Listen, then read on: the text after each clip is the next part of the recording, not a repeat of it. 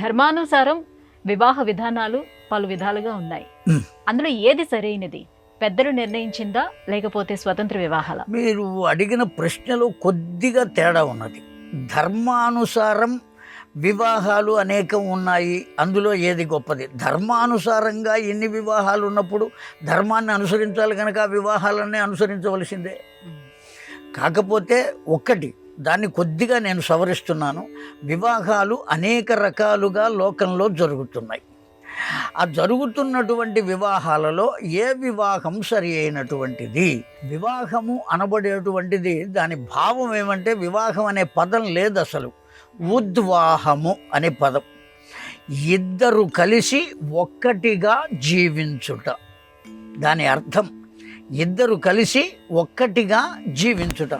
Account number వేరుగా ఉండకూడదు, వేరే ఆలోచన ఉండకూడదు. ఎప్పుడైతే వివాహం అయ్యిందో అయిన మరుసటి క్షణం నుంచి ఆమె ఆలోచనలను అతడు, అతడి ఆలోచనలను ఆమె, ఇద్దరూ కూడా ఏకీభవించి నడుచుకోవాలి. ఈ ముందు ఓ సైకిల్ నడుస్తున్నది, ఆ సైకిల్ నడవాలంటే 2 చక్రాలు నడవాలి. అందులో ఒక చక్రం నడిచి ఒక చక్రం ఆగిపోతే సైకిల్ ముందుకెళ్ళే అవకాశం లేదు. కనుక వివాహ వ్యవస్థ అనబడేటువంటిది చాలా చాలా పవిత్రమైనది. ఎంత పవిత్రమైనదంటే, భగవంతుని అర్చించే కన్నా, భగవంతుని గురించి తపస్సు చేసే కన్నా కూడా గొప్పది వివాహ వ్యవస్థ. ఎందువల్ల అంటే, వివాహ వ్యవస్థ వల్లనే సంతానం కలుగుతుంది. ఆ సంతానము వల్లనే సమాజము ఏర్పడుతుంది. సమాజము ఎప్పుడూ దుర్మార్గంగా ఉండకూడదు అని అనుకున్నప్పుడు వివాహ వ్యవస్థ పునాది సక్రమంగా ఉండాలి. అది సక్రమంగా ఉండాలి కనుక కేవలం శారీరకమైనటువంటి వాంఛ కాక, బాహిరకమైనటువంటి సౌందర్యమును గురించి కాక, మానసికమైనటువంటి వ్యవస్థను గురించి ఆలోచించి వివాహం చేసుకోవాలి.